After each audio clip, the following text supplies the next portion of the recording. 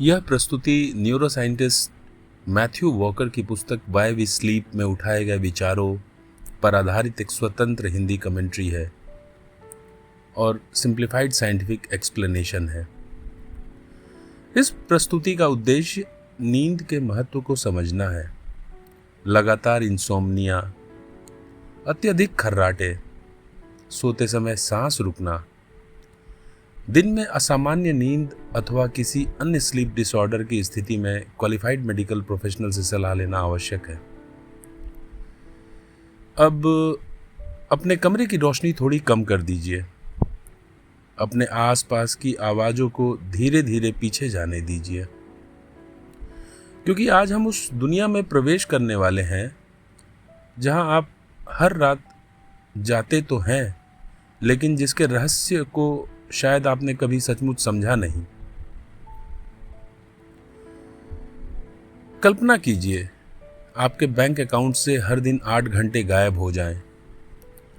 ना कोई नोटिफिकेशन आए, ना कोई रिसिप्ट मिले और न ही आपको याद रहे कि उन 8 घंटों में हुआ क्या था। आप शायद घबरा जाएंगे। आप पूछेंगे, मेरे 8 घंटे कहाँ गए? लेकिन यह घटना हमारी जिंदगी में हर रात होती है।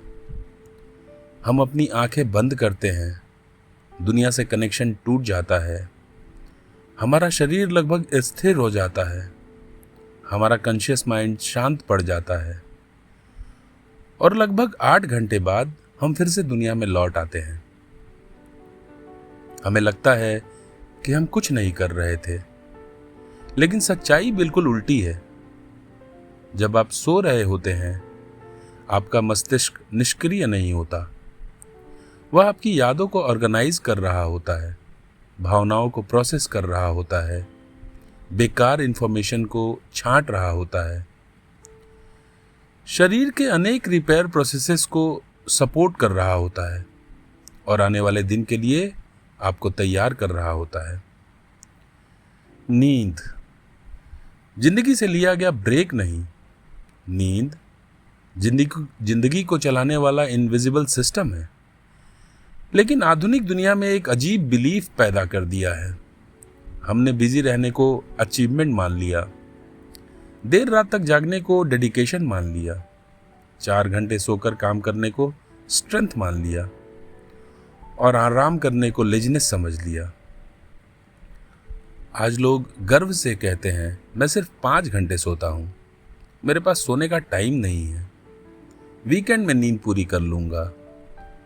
लेकिन जरा सोचिए, क्या हम कभी यह गर्व से कहते हैं, मैं अपने शरीर को सिर्फ आधी ऑक्सीजन देता हूं, मैं सप्ताह में केवल 3 दिन पानी पीता हूं, मैं भोजन की कमी वीकेंड में पूरी कर लूंगा? फिर नींद के साथ ऐसा व्यवहार क्यों? क्योंकि नींद की कमी का नुकसान हमेशा उसी क्षण दिखाई नहीं देता। एक रात कम सोने के बाद भी आप चल सकते हैं, बात कर सकते हैं, मीटिंग अटेंड कर सकते हैं, गाड़ी चला सकते हैं और शायद मुस्कुरा भी सकते हैं।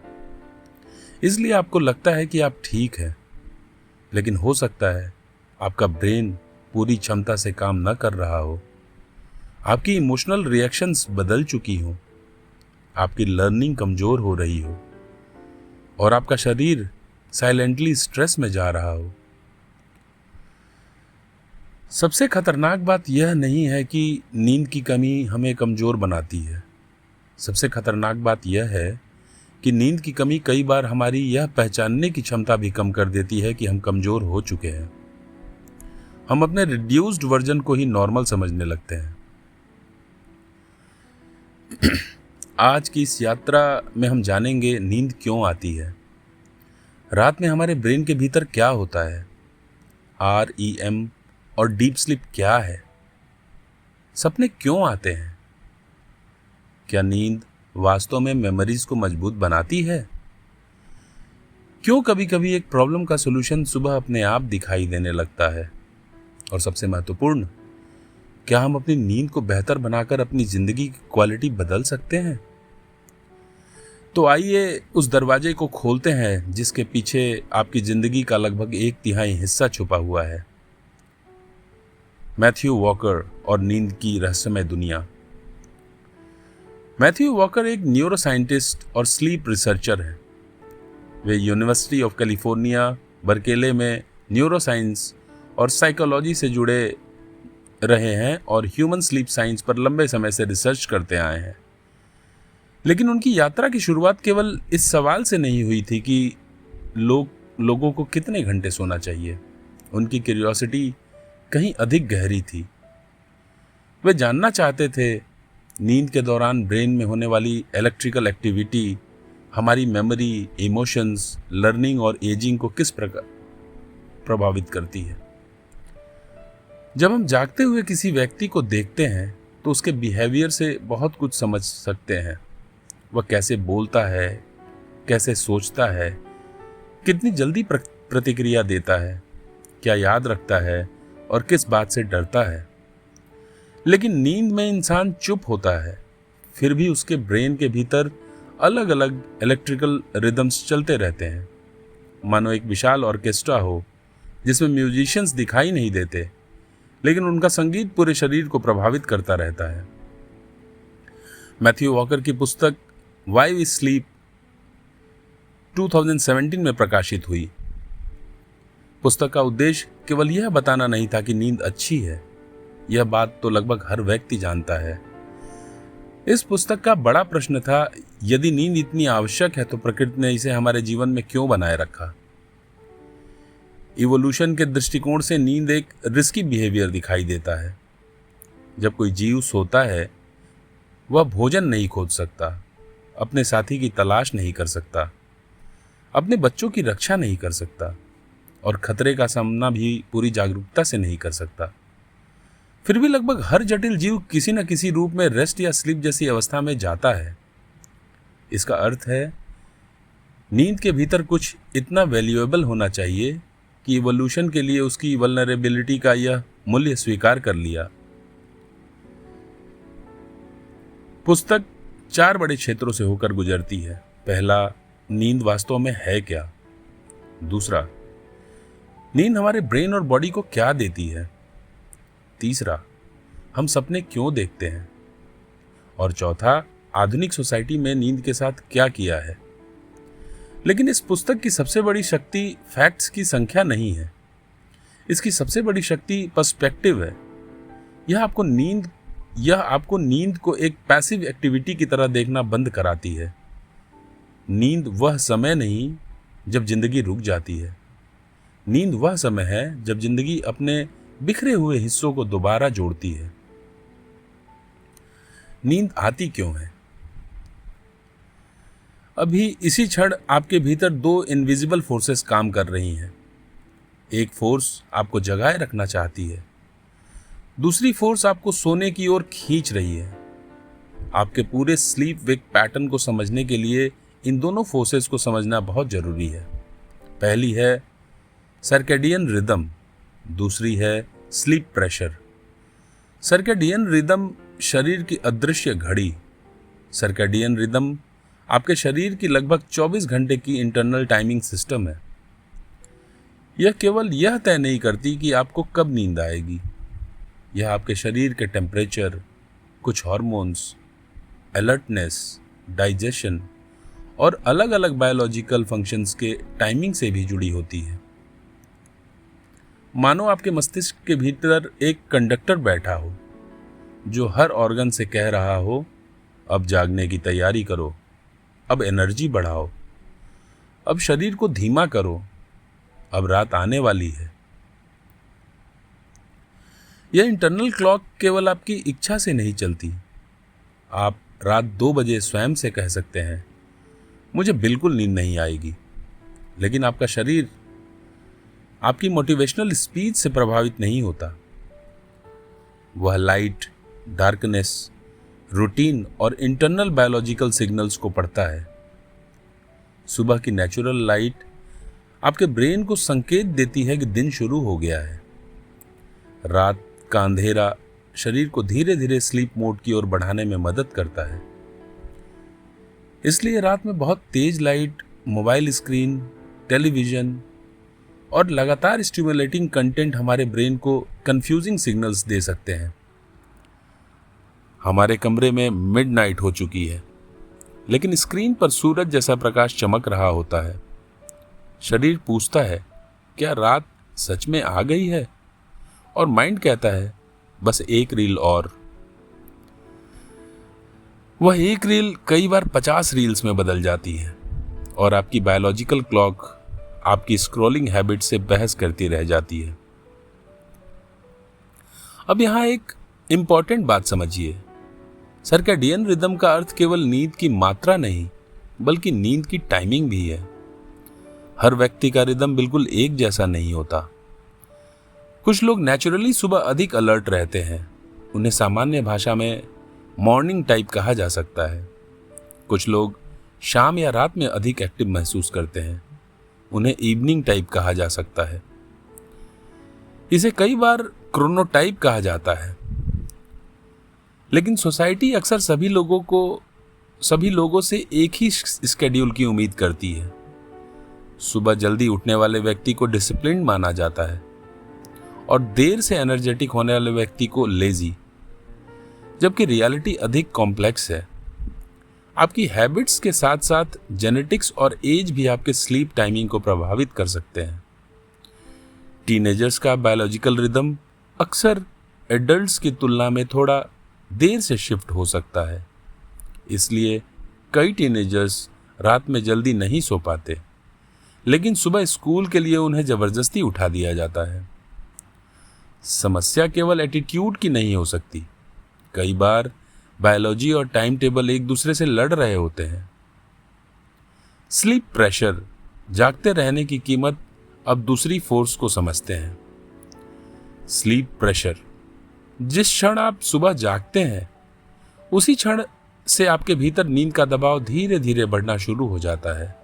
दिन बीतता है, आप काम करते हैं, सोचते हैं, चलते हैं, निर्णय लेते हैं और ब्रेन में एडेनोसाइन नामक केमिकल सिग्नल्स का प्रभाव बढ़ता जाता है। सरल भाषा में कहें तो एडेनोसाइन आपके ब्रेन को बताता है आप काफी देर से जाग रहे हो, अब रेस्ट की आवश्यकता बढ़ रही है। सुबह यह प्रेशर कम होता है, दोपहर तक बढ़ता है, रात होते होते यह अधिक शक्तिशाली हो जाता है। सर्कैडियन रिदम और स्लीप प्रेशर जब सही समय पर एक दूसरे के साथ अलाइन होते हैं तो नींद स्वाभाविक रूप से आने लगती है।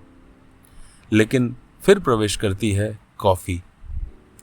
कॉफी एडेनोसाइन को समाप्त नहीं करती, वह कई घंटों तक उसके सिग्नल्स को ब्लॉक कर सकती है। अर्थात थकान गायब नहीं हुई, उसकी आवाज टेम्पररीली म्यूट कर दी गई। आपका ब्रेन थका हुआ है, लेकिन कैफीन ने उसके वार्निंग नोटिफिकेशन को स्क्रीन से हटा दिया है।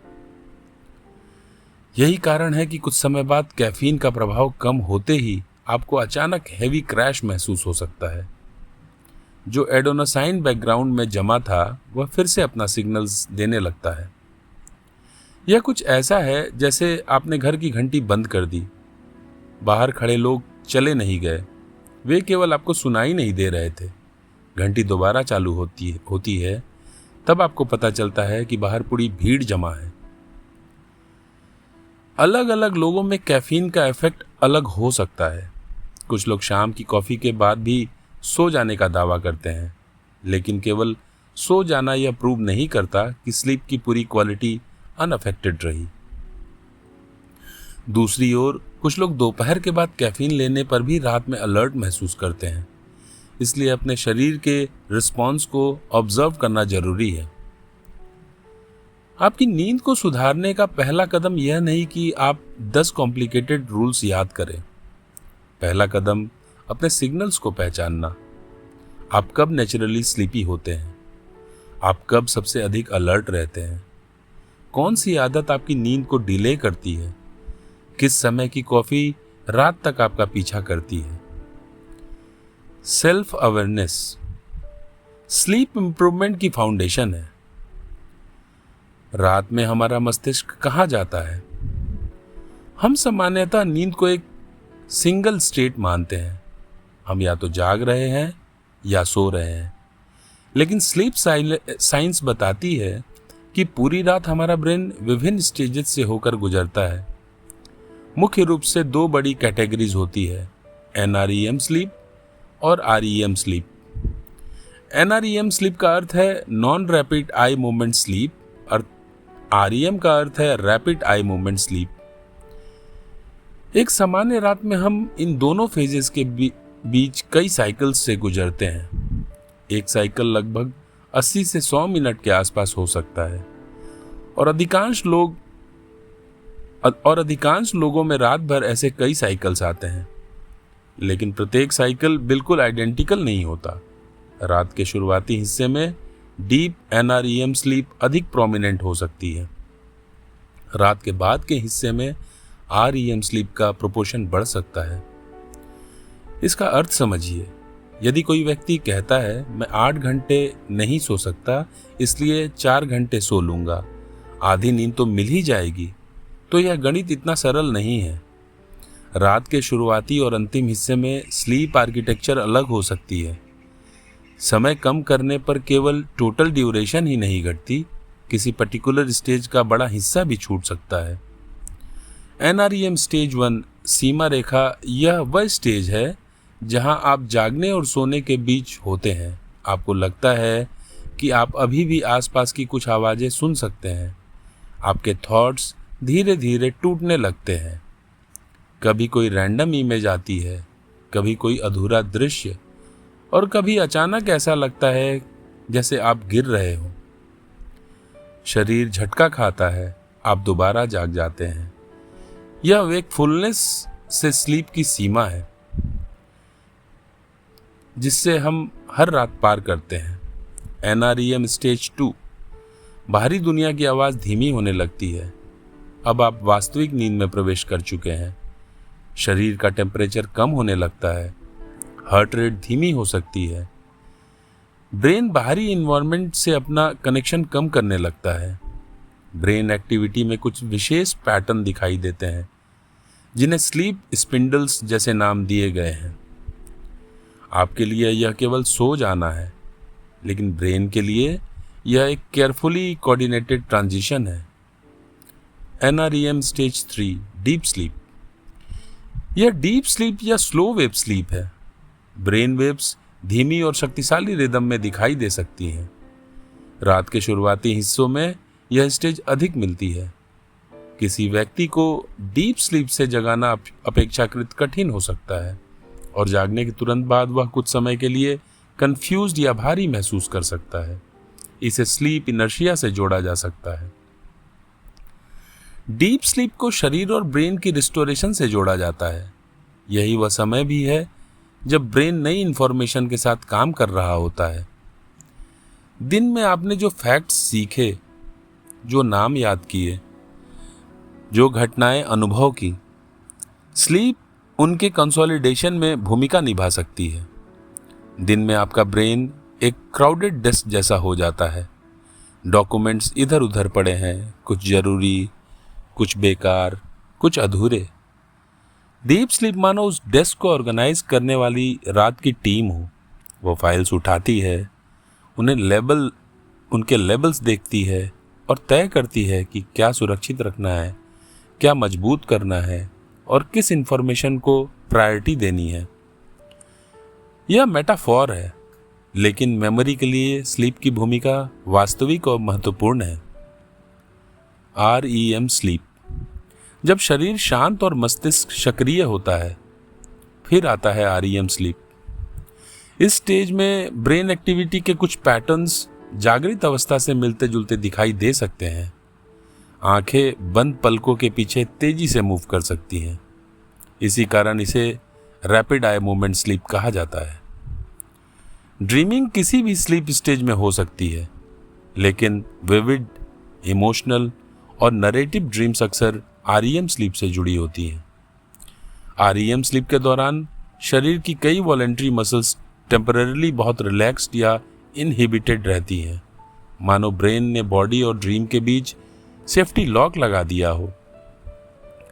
आप सपने में दौड़ रहे होते हैं, लेकिन आपके पैर सचमुच दौड़ना शुरू नहीं करते। आप सपने में किसी पहाड़ से कूदते हैं, लेकिन शरीर बेड पर ही रहता है। एक सक्रिय माइंड, एक लगभग इमोबिलाइज्ड बॉडी और रियलिटी से अलग एक इंटरनल यूनिवर्स, यही REM स्लीप की विचित्र दुनिया है।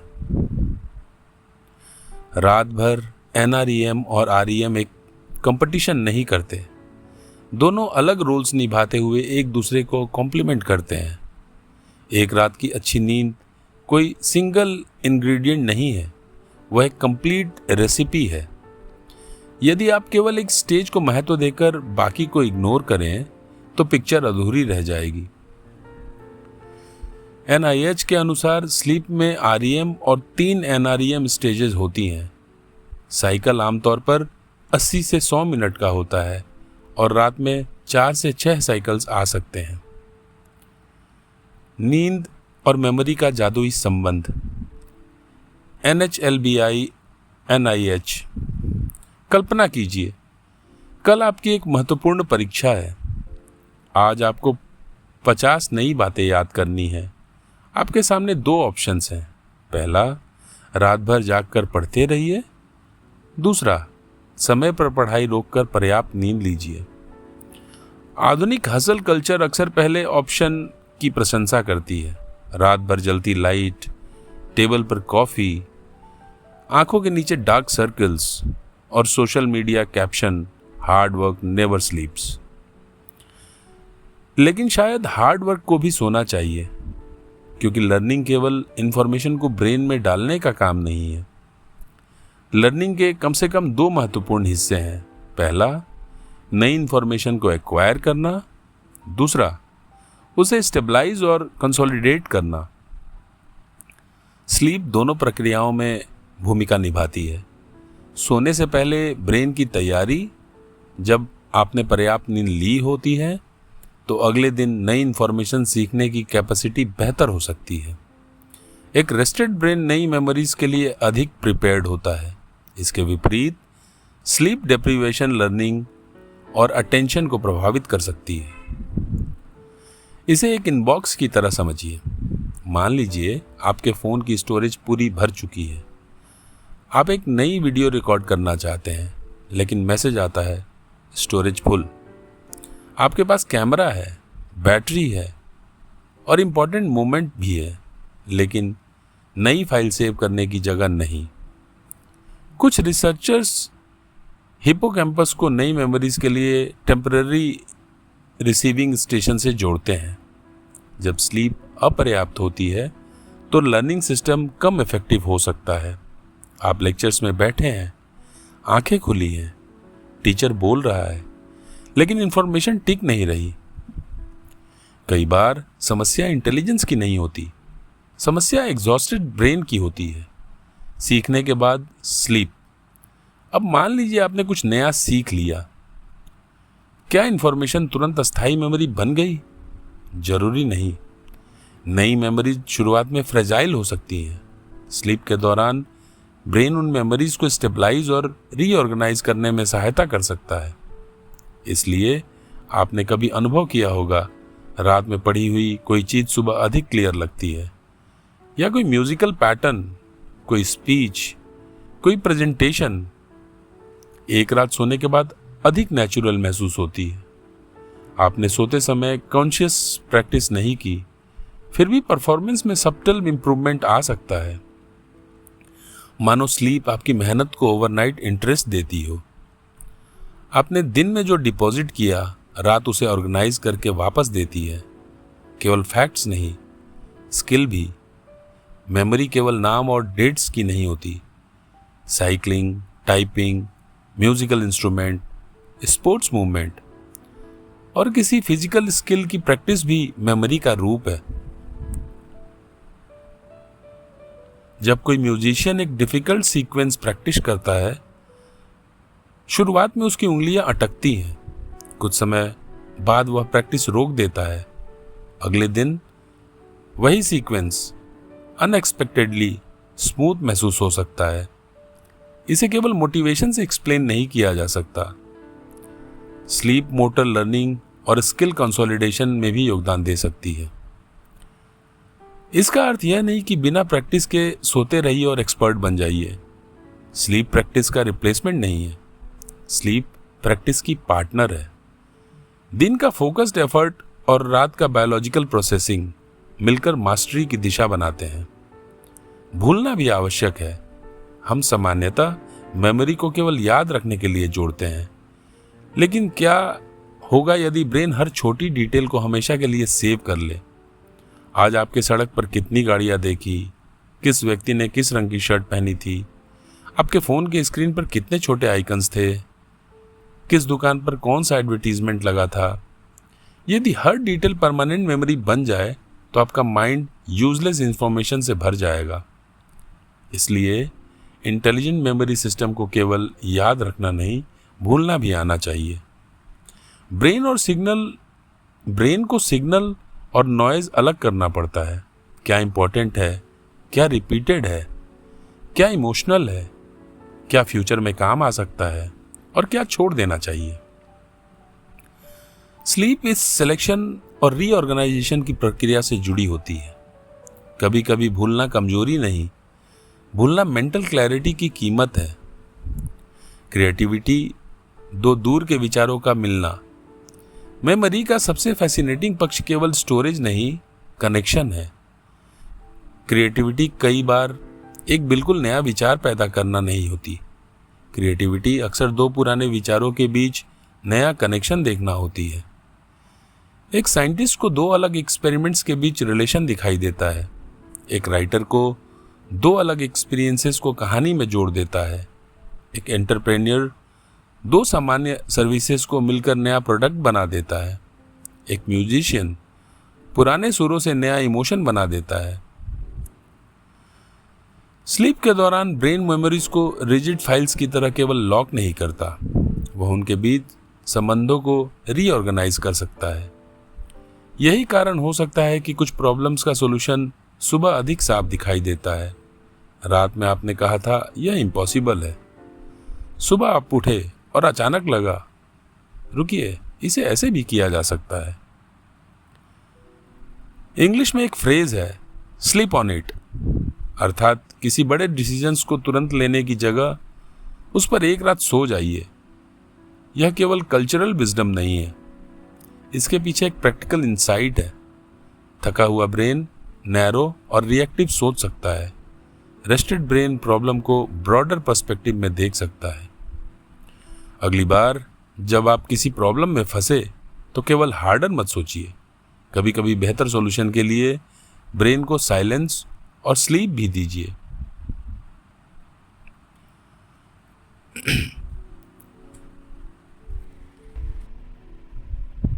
आपने कभी गौर किया है, कभी नींद के बाद छोटी सी बात भी बड़ी क्यों लगने लगती है? किसी साधारण मैसेज रूड क्यों महसूस होते हैं? ट्रैफिक असहनीय क्यों लगता है? बच्चे की आवाज पर पेशेंस जल्दी क्यों खत्म हो जाती है? और ऑफिस का सामान प्रेशर पर्सनल अटैक जैसा क्यों लगने लगता है? हम अक्सर इमोशनल कंट्रोल को कैरेक्टर का हिस्सा मानते हैं। हम कहते हैं उस व्यक्ति का नेचर ही एग्रेसिव है, वह बहुत सेंसिटिव है, मुझ में पेशेंस नहीं है। लेकिन हमारा इमोशनल बिहेवियर केवल पर्सनालिटी से तय नहीं होता, हमारी बायोलॉजिकल स्टेट भी उसे प्रभावित करती है। भूख, पेन, स्ट्रेस, हार्मोन्स और स्लीप। जब आप रेस्टेड होते हैं तो इमोशनल ब्रेन और रैशनल कंट्रोल सिस्टम्स के बीच कोऑर्डिनेशन बेहतर हो सकता है। लेकिन स्लीप लॉस के बाद इमोशनल रिएक्शंस अधिक इंटेंस या अनस्टेबल हो सकती हैं। एक ही सिचुएशन दो अलग वर्जन्स ऑफ यू को दीजिए। पहला वर्जन अच्छी नींद लेकर उठा है, दूसरा वर्जन कई रातों से कम सोया है। दोनों की रिएक्शन बिल्कुल अलग हो सकती है। पहला कहेगा ठीक है, देखते हैं प्रॉब्लम क्या है। दूसरा कहेगा सब कुछ मेरे खिलाफ क्यों हो रहा है। सिचुएशन नहीं बदली, सिचुएशन को प्रोसेस करने वाला नर्वस सिस्टम बदल गया। Emotional amplifier. स्लीप डिप्रीविएशन को एक इमोशनल एम्पलीफायर की तरह समझा जा सकता है। जो बात नॉर्मली वॉल्यूम 3 पर थी वो वॉल्यूम 8 पर सुनाई देने लगती है। नेगेटिव इवेंट अधिक पेनफुल लग सकता है, अनसर्टेनिटी अधिक थ्रेटनिंग लग सकती है और डिसएग्रीमेंट अधिक पर्सनल। यही कारण है कि महत्वपूर्ण कन्वर्सेशंस, रिलेशनशिप डिसीजंस या वर्कप्लेस कन्फ्लिक्ट्स बहुत थकी हुई अवस्था में हैंडल करना कठिन हो सकता है। कई बार हमें आर्गुमेंट का सॉल्यूशन नहीं चाहिए होता, हमें स्लीप चाहिए होती है, लेकिन हम सॉल्यूशन व्हाट्सएप पर ढूंढ रहे होते हैं। रात को 1 बजे लिखे गए लंबे इमोशनल मैसेजेस सुबह अक्सर अलग दिखाई देते हैं, क्योंकि सुबह केवल सूरज नहीं निकला होता, आपका ब्रेन भी एक अलग बायोलॉजिकल स्टेट में होता है। एंजाइटी और नींद का चक्र अब एक कठिन साइकिल को समझिए। स्ट्रेस नींद खराब कर सकता है और खराब नींद अगले दिन स्ट्रेस को अधिक डिफिकल्ट बना सकती है। फिर बढ़ा हुआ स्ट्रेस अगली रात की नींद खराब करता है। इस प्रकार एक लूप बन जाता है। Worry, poor sleep, greater emotional sensitivity, more worry और फिर पुअर स्लीप। व्यक्ति बेड पर जाता है, वह सोचता है आज मुझे हर हाल में सोना है। 10 मिनट बीतते हैं, वह क्लॉक देखता है, अभी तक नींद क्यों नहीं आई। फिर वह कैलकुलेशन शुरू करता है, यदि अभी सो गया तो 6 घंटे मिलेंगे। कुछ देर बाद अब केवल 5 घंटे बचे हैं। फिर कल मेरी मीटिंग खराब हो जाएगी। अब बेड आराम की जगह एग्जामिनेशन हॉल बन चुका है। स्लीप एक नेचुरल प्रोसेस थी, लेकिन व्यक्ति उसे फोर्स करने की कोशिश कर रहा है, और जितना वह फोर्स करता है उतना नर्वस सिस्टम अलर्ट हो जाता है। नींद को कमांड नहीं किया जा सकता। आप अपने ब्रेन से कह नहीं सकते 3, 2, 1 अब सो जाओ। स्लीप इनविटेशन स्वीकार करती है, ऑर्डर नहीं। हम इन्वायरमेंट तैयार कर सकते हैं, रूटीन बना सकते हैं, लाइट कम कर सकते हैं, माइंड को अनवाइंड कर सकते हैं, लेकिन स्लीप को पकड़कर नहीं लाया जा सकता। सोशल कनेक्शन और थकान कम नींद हमारी सोशल परसेप्शंस को भी प्रभावित कर सकती हैं। जब ब्रेन थका होता है तो दूसरों के फेशियल एक्सप्रेशंस या इंटेंशंस को एक्यूरेटली समझना कठिन हो सकता है। न्यूट्रल चेहरा भी अनफ्रेंडली लग सकता है, साधारण साइलेंस रिजेक्शन जैसा लग सकता है, और छोटी क्रिटिसिज्म ह्यूमिलिएशन जैसी। इसका प्रभाव केवल हमारे मूड पर नहीं, रिलेशनशिप्स पर भी पड़ता है। हम दूसरों से दूर हो जाते हैं या अननेसेसरी डिफेंसिव हो जाते हैं। फिर हमें लगता है दुनिया कोल्ड है, लेकिन हो सकता है उस दिन हमारी परसेप्शन ही एग्जॉस्टेड हो। इसलिए सेल्फ अवेयरनेस का एक पावरफुल क्वेश्चन है, क्या सिचुएशन सचमुच इतनी खराब है या मैं बहुत थका हुआ हूँ? यह क्वेश्चन हर प्रॉब्लम को समाप्त नहीं करेगा, लेकिन कई अननेसेसरी रिएक्शंस को रोक सकता है। हम अक्सर स्लीप को ब्रेन की एक्टिविटी समझते हैं, लेकिन स्लीप पूरे शरीर की बायोलॉजिकल कंडीशन है। जब स्लीप अपर्याप्त या रिपीटेडली डिस्टर्ब्ड होती है तो प्रभाव केवल टायर्डनेस तक सीमित नहीं रहता। Heart, metabolism, immune function, hormonal regulation, pain perception और फिजिकल रिकवरी भी इससे जुड़ सकते हैं। यहाँ बैलेंस आवश्यक है। किसी व्यक्ति को एक रात कम नींद आने का अर्थ यह नहीं कि उसे तुरंत कोई गंभीर बीमारी हो जाएगी। हमारा शरीर रेजिलिएंट है, वह ओकेजनल डिस्ट्रप्शंस को हैंडल कर सकता है। कंसर्न्स तब बढ़ती है जब इनसफिशिएंट स्लीप एक क्रोनिक पैटर्न बन जाती है। हार्ट और ब्लड प्रेशर स्लीप के कुछ स्टेजेस में हार्ट रेट और ब्लड प्रेशर कम हो सकते हैं। यह शरीर को रिलेटिव साइकोलॉजिकल रेस्ट प्रदान करता है, लेकिन यदि स्लीप लगातार कम या फ्रैगमेंटेड हो तो शरीर को यह रेगुलर रिकवरी विंडो पूरी तरह नहीं मिल पाती। हम दिन में स्ट्रेस को महसूस करते हैं, लेकिन रात शरीर को उस स्ट्रेस के नीचे उतरने का अवसर देती है। यदि रात भी अलर्टनेस, लाइट, नोटिफिकेशंस और इरेगुलर रूटीन से भरी हो तो शरीर कब रीसेट होगा? नींद को लग्जरी कहना ऐसा है जैसे कार की सर्विसिंग को अननेसेसरी समझना। कुछ समय तक कार चलती रहेगी, लेकिन केवल इसलिए कि इंजन अभी चल रहा है, यह प्रूव नहीं होता कि मेंटेनेंस की आवश्यकता नहीं। मेटाबॉलिज्म और एपेटाइट, क्या आपने कम नींद के बाद अनहेल्दी फूड की क्रेविंग अधिक महसूस की है? मीठा, fried food, high calorie snacks या लगातार कुछ खाते रहने की इच्छा, यह केवल वीक विल पावर नहीं हो सकती। Sleep appetite regulation, reward system और मेटाबॉलिज्म से भी जुड़ी होती है। जब ब्रेन टायर्ड होता है तो वह कई बार लॉन्ग टर्म हेल्थ से अधिक इमीडिएट एनर्जी और रिवॉर्ड की ओर आकर्षित हो सकता है। अब सामने दो ऑप्शंस रखिए, एक बैलेंस्ड मील और एक sugar loaded dessert. Rested mind कह सकता है पहले proper food. Sleep deprived mind कह सकता है लाइफ बहुत छोटी है, डेजर्ट अभी दीजिए।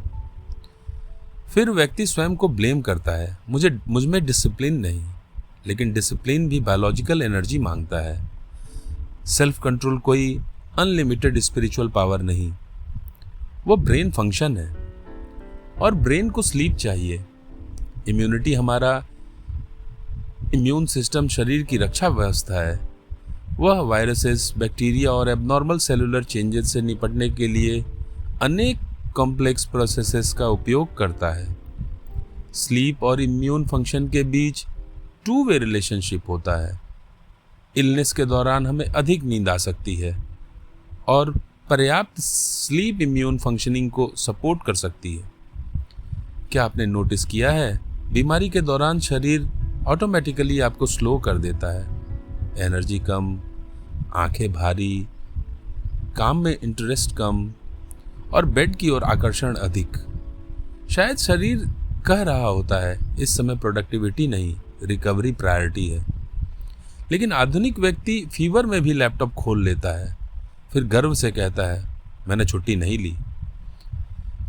कभी कभी स्ट्रेंथ काम करते रहना ही नहीं है।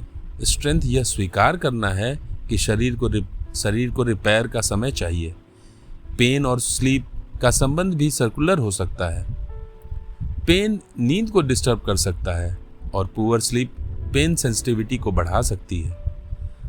अर्थात जो डिस्कम्फर्ट रेस्टेड अवस्था में मैनेजेबल था, वह एग्जॉस्टेड अवस्था में अधिक इंटेंस महसूस हो सकता है। यही कारण है कि क्रॉनिक पेन वाले व्यक्ति के लिए स्लीप प्रॉब्लम्स को इग्नोर करना उचित नहीं। लेकिन यहाँ सिंपल एडवाइस पर्याप्त नहीं, बस जल्दी से सो जाइए। पेन, मेडिकेशन, स्ट्रेस और मेडिकल कंडीशंस इस पिक्चर को कॉम्प्लेक्स बना सकती है। कई लोगों के लिए प्रोफेशनल इवैल्यूएशन आवश्यक हो सकती है। माइक्रो स्लीप, जब ब्रेन कुछ क्षणों के लिए गायब हो जाए। अब नींद की कमी एक इमीडिएट डेंजर समझिए। माइक्रो स्लीप, यह कुछ सेकंड्स की अनचाही स्लीप एपिसोड हो सकती है। आपकी आंखें खुली दिखाई दे, लेकिन ब्रेन का अटेंशन मोमेंटरली डिस्कनेक्टेड हो जाए। यदि आप सोफा पर बैठे हैं तो शायद केवल एक लाइन मिस होगी। यदि आप हाईवे पर कार चला रहे हैं तो कुछ सेकंड्स बहुत लंबा समय है। मान लीजिए कार तेज गति से चल रही है, 3 सेकंड्स के लिए अटेंशन चला गया। उस दौरान व्हीकल ने कितनी डिस्टेंस कवर कर ली। थका हुआ ड्राइविंग सिर्फ पर्सनल रिस्क नहीं, यह सड़क पर मौजूद हर व्यक्ति के लिए रिस्क है। फिर भी लोग अक्सर कहते हैं मैं ठीक हूं, बस खिड़की खोल लूंगा, म्यूजिक तेज कर लूंगा, कॉफी पी लूंगा। लेकिन स्टिमुलेशन स्लीप की बायोलॉजिकल नीड को परमानेंटली कैंसिल नहीं करती। यह कुछ समय के लिए फीलिंग बदल सकती है, नीड नहीं। किसी भी डेस्टिनेशन पर देर से पहुंचना वहां ना पहुंचने से बेहतर है। हर रात आपके ब्रेन के भीतर भी एक सिनेमा खुलता है। टिकट्स नहीं लगती, ऑडियंस केवल एक व्यक्ति होता है, आप। डायरेक्टर भी आप, एक्टर भी आप और कहानी लिखने वाला अनकॉन्शियस माइंड भी आपका। लेकिन सबसे विचित्र बात यह है कि ड्रीम के दौरान एब्सर्ड घटनाएं भी परफेक्टली नॉर्मल लगती है। आप अपने पुराने स्कूल में हैं, लेकिन क्लासरूम आपके करंट ऑफिस में है। आपके टीचर का चेहरा किसी रिलेटिव जैसा है। आप किसी ऐसे व्यक्ति से बात कर रहे हैं जिसकी मृत्यु वर्षों पहले हो चुकी है। फिर अचानक आप उड़ने लगते हैं। जागने के बाद आप कहते हैं यह कितना स्ट्रेंज था, लेकिन ड्रीम के भीतर आपने रेयरली पूछा यह पॉसिबल कैसे है। क्यों? क्योंकि ड्रीमिंग ब्रेन लॉजिक, मेमोरी और इमोशन को वेकिंग ब्रेन की तरह ऑर्गेनाइज नहीं करता। क्या सपनों का कोई अर्थ होता है? मानव इतिहास में ड्रीम्स को अलग अलग रूपों में समझा गया है। कहीं उन्हें डिवाइन मैसेज माना गया, कहीं भविष्य का संकेत, कहीं सप्रेस्ड डिजायर्स और कहीं random neural activity. Modern sleep science इन सभी क्वेश्चंस का फाइनल आंसर नहीं देती। ड्रीमिंग अभी भी रिसर्च का सक्रिय क्षेत्र है, लेकिन यह स्पष्ट है कि ड्रीम्स केवल मीनिंगलेस एंटरटेनमेंट कहकर समाप्त कर देना बहुत ही सरल कंक्लूजन होगा। ड्रीम्स हमारी मेमोरीज, इमोशंस, कंसर्न्स और रिसेंट एक्सपीरियंसेस के फ्रेगमेंट्स को यूज कर सकते हैं, लेकिन वे सीसीटीवी रिकॉर्डिंग नहीं होते। वे घटनाओं को वैसे रीप्ले नहीं करते जैसे वे हुई थी। वे पीसेस को मिक्स करते हैं। एक पुराना फेयर, आज की कन्वर्सेशन, बचपन का घर और भविष्य की चिंता सब एक ही ड्रीम में आ सकते हैं। ड्रीम फैक्ट्स की भाषा में नहीं बोलता, ड्रीम एसोसिएशन की भाषा में बोलता है।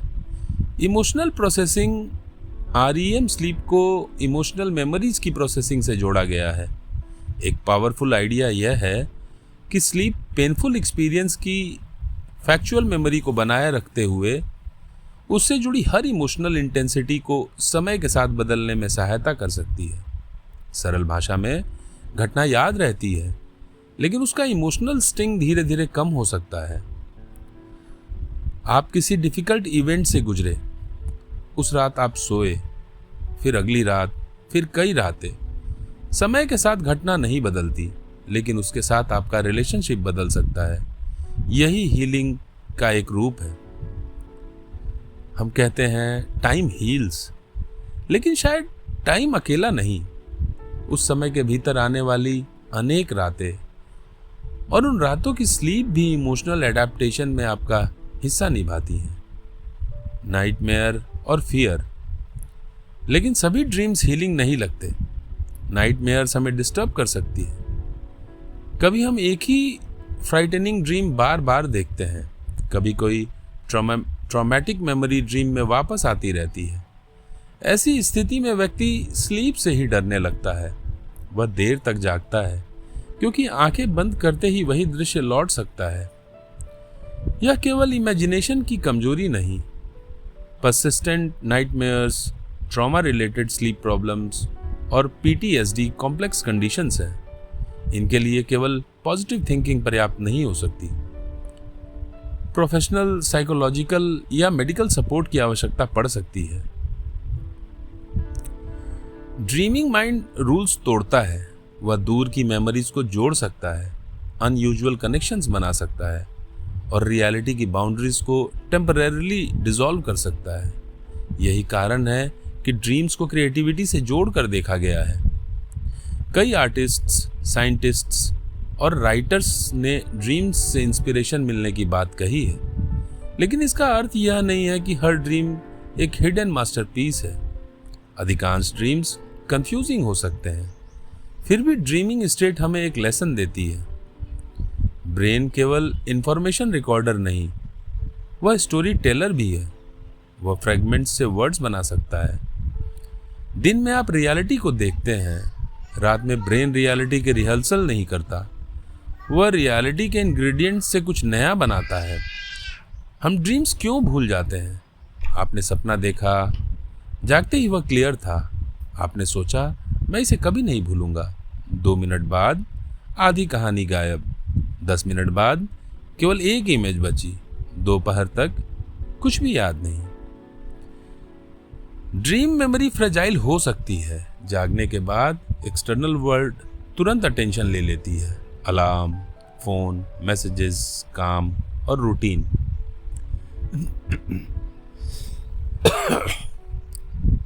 ड्रीम के डेलिकेट फ्रेगमेंट्स वेकिंग इंफॉर्मेशन के नीचे दब जाते। ड्रीम याद रखना हो तो जागने के तुरंत बाद कुछ सेकंड्स स्थिर रहे, फोन मत उठाएं, ड्रीम को मेंटली रिवर्स कीजिए, फिर कुछ कीवर्ड्स लिख लीजिए, पुराना घर, बारिश, नीला दरवाजा, कोई आवाज। कुछ दिनों बाद आपको अपने ड्रीम्स पैटर्न दिखाई देने लग सकते हैं। यह भविष्य बताने के लिए नहीं, अपने इनर इमोशनल लैंडस्केप को ऑब्जर्व करने का एक क्रिएटिव तरीका हो सकता है। रात में कुछ लोग कहते हैं थोड़ा अल्कोहल लेने से मुझे तुरंत नींद आ जाती है। यही ऑब्जर्वेशन पूरी तरह इमेजिनरी नहीं। अल्कोहल शुरुआती समय में सिडेशन जैसी फीलिंग पैदा कर सकता है। व्यक्ति जल्दी अनकॉन्शियस या स्लीपी महसूस कर सकता है, लेकिन सेडेशन और नेचुरल स्लीप एक ही चीज़ नहीं है। नेचुरल स्लीप में ब्रेन केयरफुली ऑर्गेनाइज स्टेजेस और साइकिल से गुजरता है। अल्कोहल इस आर्किटेक्चर को डिस्टर्ब कर सकता है। नींद अधिक फ्रेगमेंटेड हो सकती है। रात में बिलीफ अवेकनिंग्स हो सकती है जिन्हें व्यक्ति सुबह याद भी न रखे। आरईएम स्लीप भी प्रभावित हो सकती है। आपने 7 घंटे बेड पर बिताए लेकिन सुबह रिफ्रेश नहीं महसूस किया। आप सोचते हैं मैं तो पूरी रात सोया था, लेकिन क्वांटिटी और क्वालिटी हमेशा एक साथ नहीं होती। यह वैसा है जैसे फ़ोन 8 घंटे चार्जर से लगा रहा लेकिन कनेक्शन बार बार टूटता रहा। समय पूरा था, चार्जिंग कंप्लीट नहीं हुई। जब कोई व्यक्ति कई रातों तक नहीं सो पाता तो उसकी डिप्रेशन बढ़ने लगती है। उसकी डेस्परेशन समझना कठिन नहीं। रात लंबी हो जाती है, हर आवाज इरिटेट करती है, क्लॉक का हर मिनट प्रेशर बन जाता है, सुबह का डर रात से पहले ही शुरू हो जाता है। ऐसे में व्यक्ति चाहता है बस कोई टैबलेट मिले और मैं सो जाऊं। कुछ स्लीप मेडिसिन सीमित परिस्थितियों में और मेडिकल सुपरविजन के अंतर्गत उपयोगी हो सकती हैं, लेकिन हर स्लीप प्रॉब्लम का लॉन्ग टर्म सोल्यूशन मेडिकेशन नहीं। कुछ medicines dependence, tolerance, next day drowsiness अथवा अन साइड इफेक्ट से जुड़ी हो सकती है, इसलिए सेल्फ मेडिकेशन रिस्की हो सकती है। क्रोनिक इंसोम्निया के लिए cognitive behavioural therapy for insomnia अर्थात CBT-1 एक एविडेंस बेस्ड ट्रीटमेंट अप्रोच मानी जाती है। यह केवल पॉजिटिव सोचिए नहीं कहती, इसमें स्लीप टाइमिंग, बेड से जुड़ी conditioning, unhelpful beliefs, sleep restriction techniques, relaxation और बिहेवियरल पैटर्न्स पर स्ट्रक्चर्ड तरीके से काम किया जा सकता है। इंसोम्निया वाले व्यक्ति को अक्सर एक अनफेयर एडवाइस मिलती है, बस टेंशन मत लो और सो जाओ। लेकिन यदि व्यक्ति टेंशन बंद कर सकता तो शायद प्रॉब्लम होती ही नहीं। उसे जजमेंट नहीं, इफेक्टिव सपोर्ट चाहिए। बेड को बैटलफील्ड मत बनाइए। यदि आप लंबे समय तक बेड पर जागते हुए स्ट्रगल करते हैं तो ब्रेन बेड को स्लीप से नहीं, फ्रस्ट्रेशन से एसोसिएट करना शुरू कर सकता है। बेड देखते ही थॉट आता है, आज फिर नींद नहीं आएगी। अब मैट्रेस एक टिगर बन गया। CBT-1 जैसे अप्रोचेज इस एसोसिएशन को बदलने का प्रयास करती हैं। गोल केवल एक रात की नींद नहीं, ब्रेन को दोबारा यह सिखाना है बेड का अर्थ स्ट्रगल नहीं, बेड का अर्थ स्लीप है। लेकिन याद रखिए, लगातार इंसोम्निया, तेज खर्राटे, रात में चॉकिंग या सांस रुकने जैसी स्थिति, अचानक दिन में सो जाना या कई सप्ताह से फंक्शनिंग प्रभावित होना, इन सबको केवल स्लीप हाइजीन से मैनेज करने की कोशिश नहीं करनी चाहिए। प्रोफेशनल इवैल्यूएशन आवश्यक हो सकती है। विशेषकर स्लीप एपनोया जैसी कंडीशन में व्यक्ति रात भर बेड पर रह सकता है, लेकिन ब्रीदिंग इंटरप्शंस के कारण स्लीप रिपीटेडली टूट सकती है। मानव इतिहास के अधिकांश हिस्से में रात वास्तव में अंधेरी होती थी। सूरज डूबा तो इन्वायरमेंट बदल गया, लाइट सीमित थी, एक्टिविटी कम होती थी। लेकिन मॉडर्न सोसाइटी ने नाइट को कंक्योर कर लिया। Electric night, smartphones, 24 hour entertainment, night shifts, global business, online shopping, social media और एंडलेस कंटेंट। अब रात कोई नेचुरल बाउंड्री नहीं, वह दिन का एक्सटेंडेड वर्जन है। रात 11 बजे भी ऑफिस में ला सकता है, 12 बजे फूड डिलीवरी, 1 बजे वेब सीरीज, 2 बजे ब्रेकिंग न्यूज़, 3 बजे किसी दूसरे देश की मीटिंग। टेक्नोलॉजी ने हमें डार्कनेस से फ्रीडम दी, लेकिन क्या उसने हमें रेस्ट से भी दूर कर दिया? प्रोडक्टिविटी का भ्रम हमने एक स्ट्रेंज इक्वेशन बना ली, कम नींद अधिक काम। यदि व्यक्ति 8 घंटे सोता है तो उसके पास 16 घंटे बचते हैं। यदि वह 6 घंटे सोए तो 2 एक्स्ट्रा घंटे मिल गए। सरफेस लेवल पर कैलकुलेशन सही दिखाई देती है, लेकिन प्रश्न है उन एक्स्ट्रा घंटों की क्वालिटी क्या है? यदि कम नींद के कारण अटेंशन गिरा, मिस्टेक्स बढ़ी, डिसीजंस मेकिंग कमजोर हुई, इमोशनल कन्फ्लिक्ट्स बढ़े और एक काम पूरा करने में दुगना समय लगा, तो क्या वास्तव में प्रोडक्टिविटी बढ़ी? प्रोडक्टिविटी केवल चेयर पर बिताए घंटों का नाम नहीं। प्रोडक्टिविटी है क्लैरिटी, एक्यूरेसी, क्रिएटिविटी, एनर्जी और मीनिंगफुल आउटपुट। कई ऑर्गेनाइजेशंस ऐसे लोगों को रिवॉर्ड करती है जो देर रात तक ऑनलाइन दिखाई देते हैं। लेकिन ऑनलाइन प्रेजेंस और हाई क्वालिटी थिंकिंग एक ही चीज़ नहीं। एक एग्जॉस्टेड एम्प्लॉई अधिक घंटे काम कर सकता है, लेकिन जरूरी नहीं कि बेहतर काम करे। स्लीप मैचिज्मो। कुछ प्रोफेशंस में कम सोना स्टेटस सिंबल बन जाता है। एंटरप्रेन्योर कहता है मैं 4 घंटे सोता हूँ। स्टूडेंट कहता है मैंने पूरी रात पढ़ाई की। मैनेजर रात 2 बजे मेल भेजता है ताकि डेडिकेशन दिखाई दे। लेकिन क्या कोई सर्जन या गर्व से नहीं कहता मैंने ऑपरेशन से पहले इंस्ट्रूमेंट्स स्टरलाइज नहीं किए क्योंकि मैं बहुत बिजी था? तो ब्रेन की मेंटेनेंस को इग्नोर करना कमिटमेंट कैसे हो गया? रियल डिसिप्लिन केवल खुद को पुश करना नहीं, रियल डिसिप्लिन यह जानना भी है कि रिकवरी कब आवश्यक है। एथलीट्स ट्रेनिंग और रेस्ट दोनों प्लान करते हैं। मसल्स लगातार एक्सरसाइज करने के दौरान नहीं, रिकवरी के दौरान अडेप्ट करती है। ठीक उसी तरह माइंड को भी पॉज चाहिए। नाइट शिफ्ट वर्कर्स, अब यहाँ कॉम्पैशन जरूरी है। हर व्यक्ति अपनी इच्छा से देर रात नहीं जागता। Doctors, nurses, security personal, factory workers, drivers, telecom teams, emergency staff और अनेक प्रोफेशनल्स को नाइट शिफ्ट्स करनी पड़ती है। उन्हें यह कहना बस रात में सो जाइए प्रैक्टिकल नहीं। शिफ्ट वर्क में चैलेंज केवल स्लीप ड्यूरेशन का नहीं, सर्कैडियन टाइमिंग का भी है। जब बॉडी अलर्ट रहने के लिए प्रोग्राम्ड है तब व्यक्ति सोने की कोशिश करता है, और जब बॉडी स्लीप की ओर जाना चाहती है तब उसे काम करना पड़ता है। ऐसी स्थितियों में कंसिस्टेंट रूटीन जहां संभव है, डार्क और quite sleep environment, light management और वर्कप्लेस फैटिग पॉलिसीज महत्वपूर्ण हो सकती हैं। यह केवल पर्सनल डिसिप्लिन का इशू नहीं, यह ऑर्गेनाइजेशनल रिस्पॉन्सिबिलिटी भी है। एक बच्चा देर रात तक जाग रहा है। सुबह स्कूल के लिए उसे खींच कर उठाया जाता है। वह ब्रेकफास्ट टेबल पर चुप है, क्लास में ध्यान नहीं लगा पाता, इरिटेबल है। टीचर कहता है यह बच्चा इंटरेस्टेड नहीं है। पेरेंट्स कहते हैं बहुत लेजी हो गया है। लेकिन क्या हमने उसकी स्लीप देखी? चिल्ड्रन और टीनेजर्स को सामान्यतः एडल्ट से अधिक स्लीप की आवश्यकता होती है, क्योंकि उसका ब्रेन और बॉडी अभी डेवलपिंग फेज में होता है। टीनेज ईयर्स में बायोलॉजिकल स्लीप टाइमिंग देर से शिफ्ट हो सकता है, लेकिन स्कूल कई बार सुबह सुबह शुरू होता है।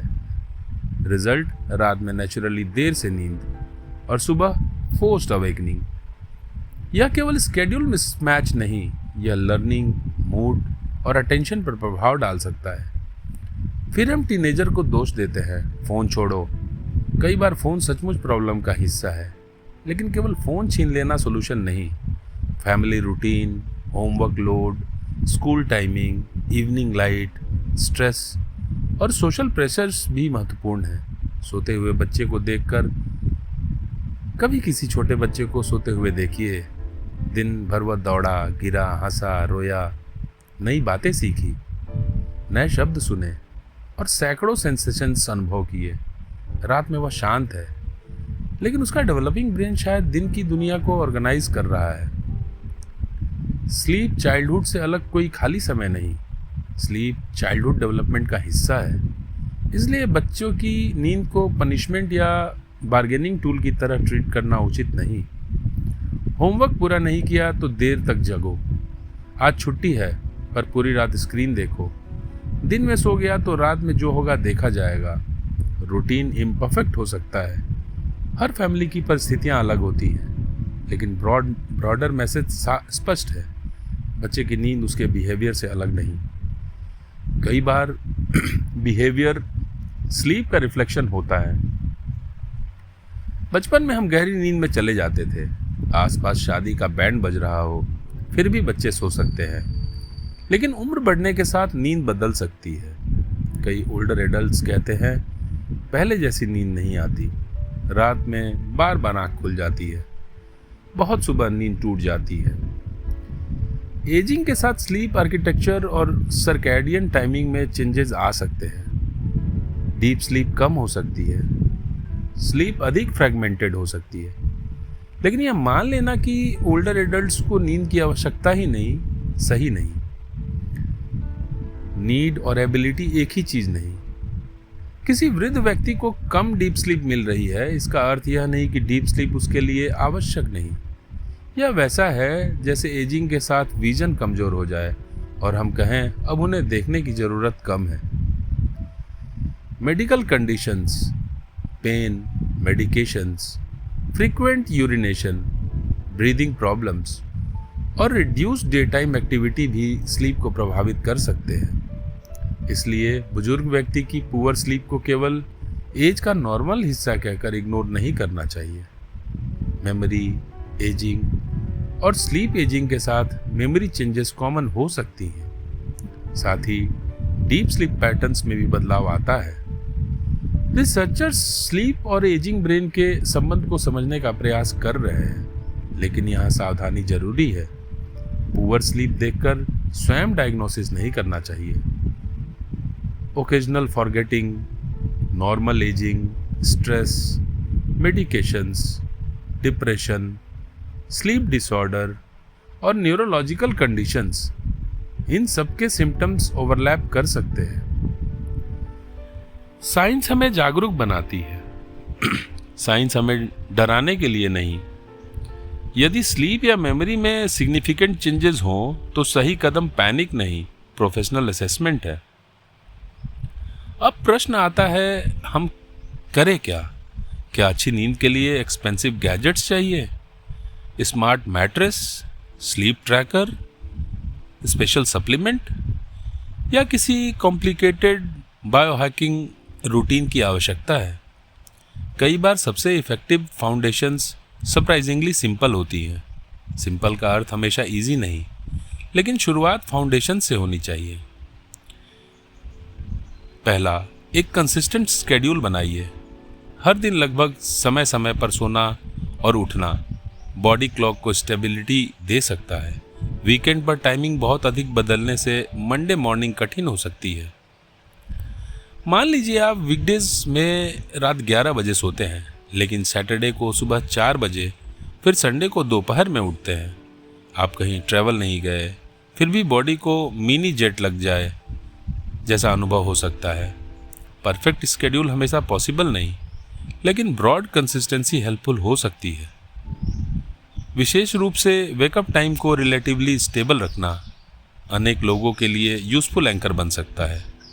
दूसरा, केवल अलार्म टू वेक नहीं, अलार्म टू वाइंड डाउन। हम सुबह उठने के लिए अलार्म लगाते हैं, लेकिन रात में सोने की तैयारी शुरू करने के लिए कोई रिमाइंडर नहीं। रिजल्ट, हम काम करते रहते हैं, स्क्रॉल करते रहते हैं और अचानक क्लॉक देखकर कहते हैं इतनी रात कैसे हो गई। एक वाइंड डाउन अलार्म लगाइए। उदाहरण के लिए बेड टाइम से लगभग 1 घंटे पहले। अलार्म का मैसेज हो सकता है अब दिन समाप्त करने की तैयारी।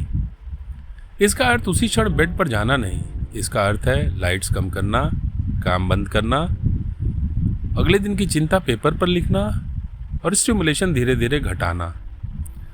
स्लीप अचानक ऑन होने वाला स्विच नहीं, स्लीप एक लैंडिंग प्रोसेस है।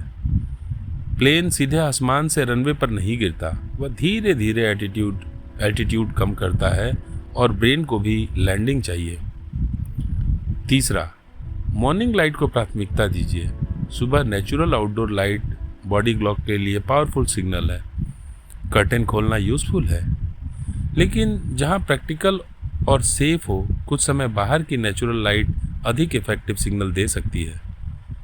सुबह उठते ही केवल फोन की लाइट मत देखिए, आसमान भी देखिए। आपका ब्रेन लाखों वर्षों से सनराइज को समझता आया है। स्मार्टफोन नोटिफिकेशन इवोल्यूशन में बहुत नया है। चौथा, रात में लाइट कम कीजिए। रात को सभी लाइट्स बंद करना हर व्यक्ति के लिए प्रैक्टिकल नहीं, लेकिन अननेसेसरी ब्राइटनेस कम की जा सकती है। ओवरहेड ब्राइट लाइट की जगह सॉफ्टर लाइटनिंग। बेड टाइम के करीब स्क्रीन उपयोग आवश्यक हो तो स्टिमुलेटिंग कंटेंट और एंडलेस स्क्रॉलिंग से दूरी। प्रॉब्लम केवल ब्लू लाइट नहीं, कई बार प्रॉब्लम वह कंटेंट है जो ब्रेन को अलर्ट कर रहा है। आपने ब्राइटनेस कम कर दी, लेकिन हॉरर सीरीज, ऑफिस कॉन्फ्लिक्ट और ब्रेकिंग न्यूज़ देख रहे हैं। स्क्रीन डिम है, माइंड अभी भी फुल ब्राइटनेस पर है। पांचवा, कैफीन का टाइमिंग ऑब्जर्व कीजिए। कॉफ़ी पूरी तरह छोड़ना हर व्यक्ति के लिए आवश्यक नहीं, लेकिन टाइमिंग और क्वांटिटी महत्वपूर्ण है। कैफीन का इफेक्ट कई घंटों तक रह सकता है, इसलिए शाम या लेट आफ्टरनून की कॉफ़ी कुछ लोगों की स्लीप को प्रभावित कर सकती है। एक पर्सनल एक्सपेरिमेंट कीजिए, 1 या 2 सप्ताह के लिए कैफीन को 2 दिन के पहले हिस्से तक सीमित रखें। देखें स्लीप ऑनसेट, नाइट अवेकनिंग्स और मॉर्निंग फ्रेशनेस में कोई डिफरेंस आता है या नहीं। अपने शरीर को डेटा दीजिए, गेस वर्क पर काम कीजिए। छठा, अल्कोहल को स्लीप एड ना समझें। यदि अल्कोहल लेते हैं तो यह मानकर न लें कि उससे मिलने वाली ड्राउजीनेस रिस्टोरेटिव स्लीप के बराबर है। जल्दी अनकॉन्शियस होना अच्छी स्लीप आर्किटेक्चर की गारंटी नहीं। यदि आप नियमित रूप से अल्कोहल पर स्लीप के लिए डिपेंड करने लगते हैं तो प्रोफेशनल एडवाइस लेना बेहतर हो सकता है। सातवां, बेडरूम को स्लीप फ्रेंडली बनाइए। बेडरूम आइडल रूप से डार्क, क्वाइट, कंफर्टेबल और अपेक्षाकृत कूल होना चाहिए। हर व्यक्ति की कंफर्ट अलग हो सकती है। गोल किसी फिक्स टेम्परेचर नंबर की पूजा करना नहीं, गोल है ऐसा एनवायरनमेंट बनाइए जिससे शरीर को ओवरहीटिंग या रिपीटेड डिस्टर्बेंस ना हो। एक्सटर्नल नॉइज हो तो ईयर प्लग्स या स्टडी बैकग्राउंड साउंड कुछ लोगों की मदद कर सकता है।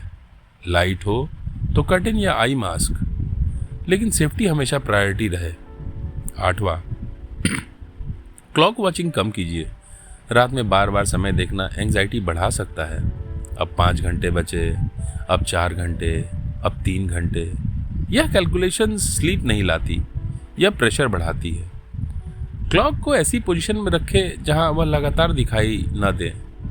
अलार्म सेट करें और टाइम मॉनिटरिंग छोड़ दें। रात परफॉर्मेंस रिव्यू का समय नहीं। 9वां, एक्सरसाइज हेल्पफुल है, लेकिन टाइमिंग व्यक्तिगत हो सकती है। रेगुलर फिजिकल एक्टिविटी स्लीप और ओवरऑल हेल्थ के लिए हेल्पफुल हो सकती है, लेकिन बहुत इंटेंस एक्सरसाइज बेड टाइम के बिल्कुल करीब कुछ लोगों को अधिक अलर्ट कर सकती है।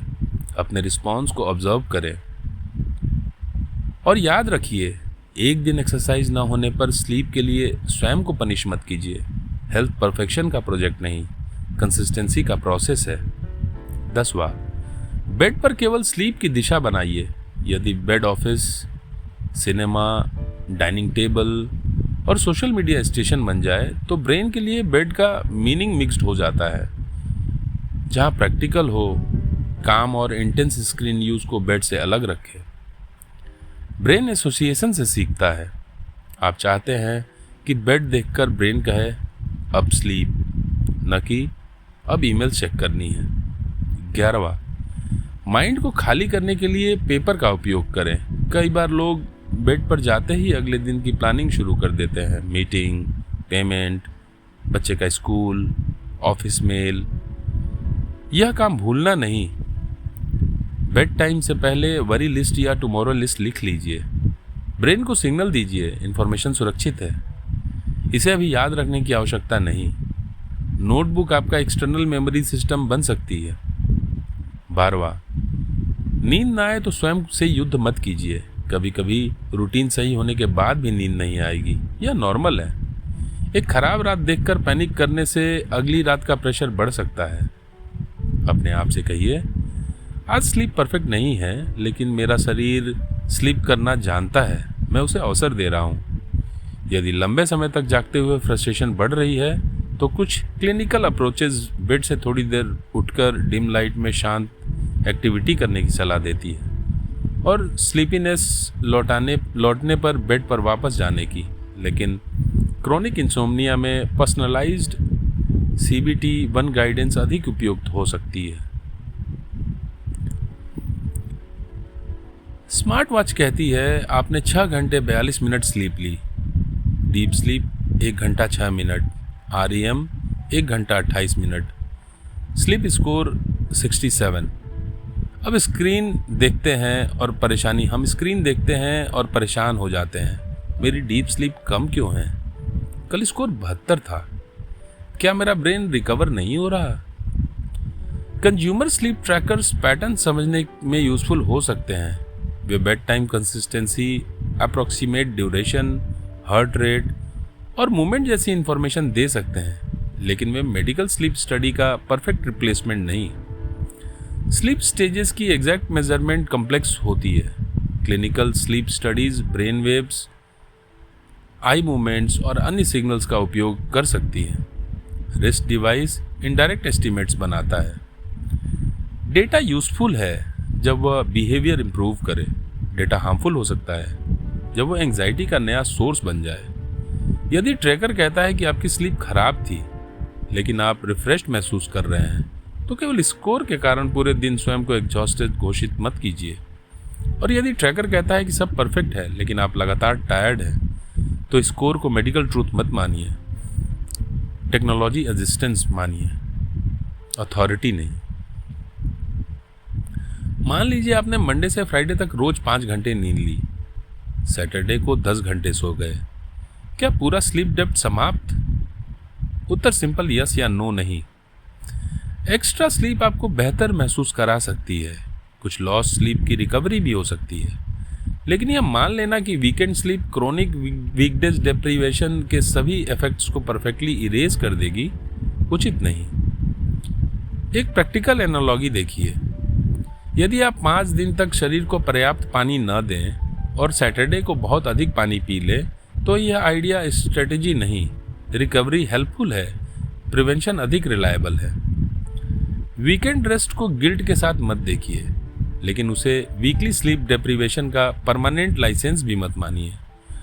गोल यह नहीं कि हर रात मैथमेटिकल परफेक्शन हो, गोल है ओवरऑल सस्टेनेबल पैटर्न।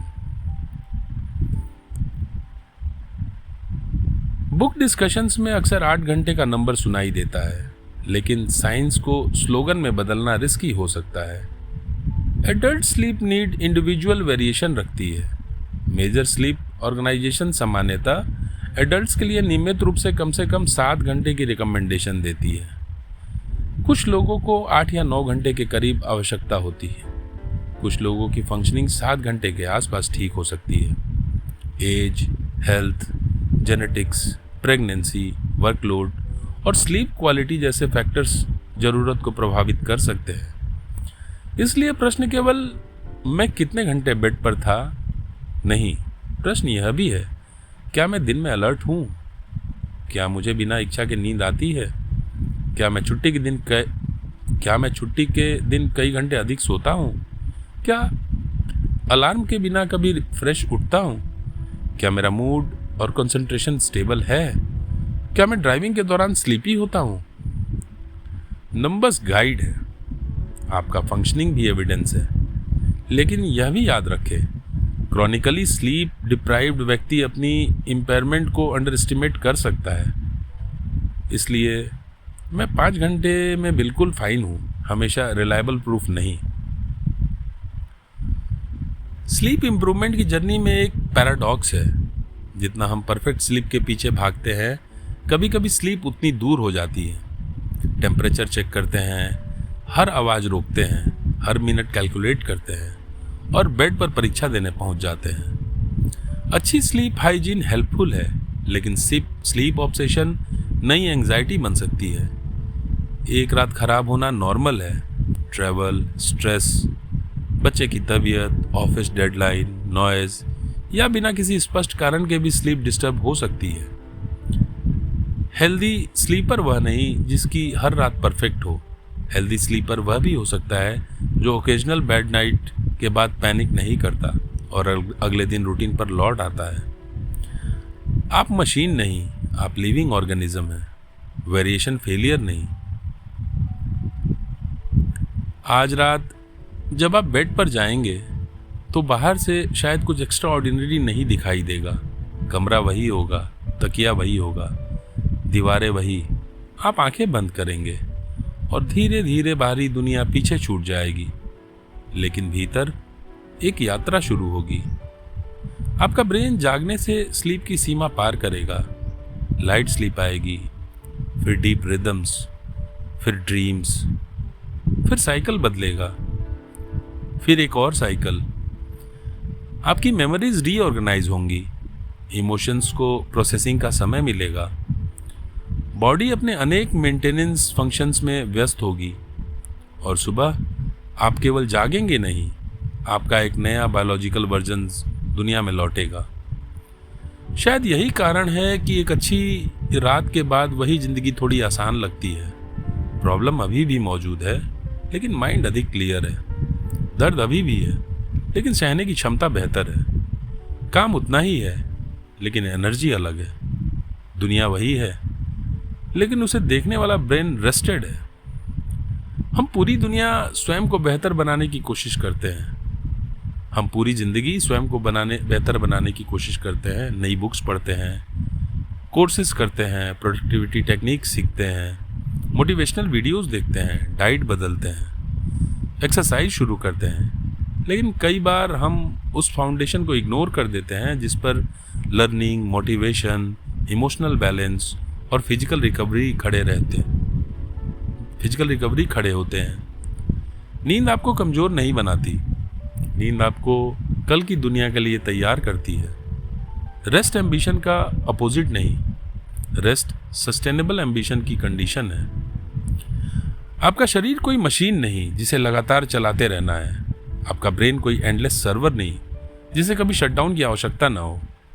आप प्रकृति का हिस्सा है और प्रकृति रिदम में चलती है। दिन और रात, जागना और सोना, एक्टिविटी और रिकवरी, एफर्ट और सरेंडर।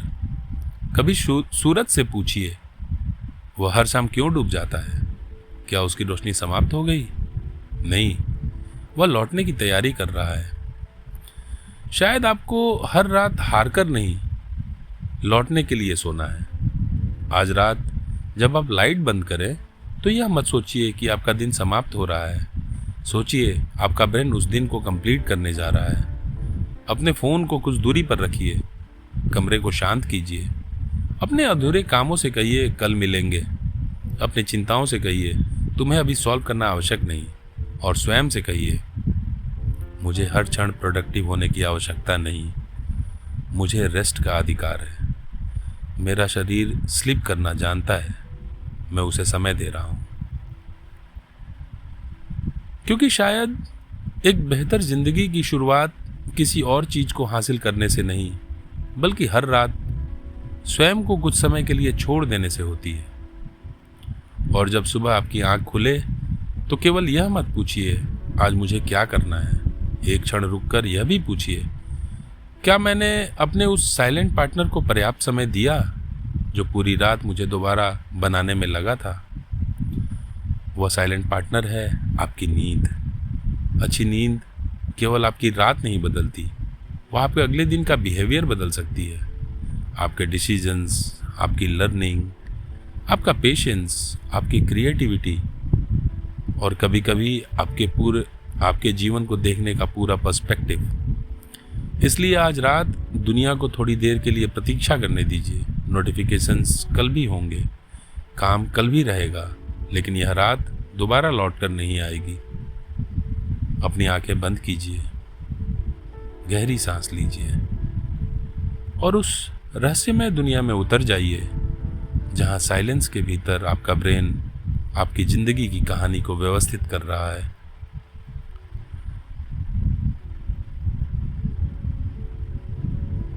नमस्कार।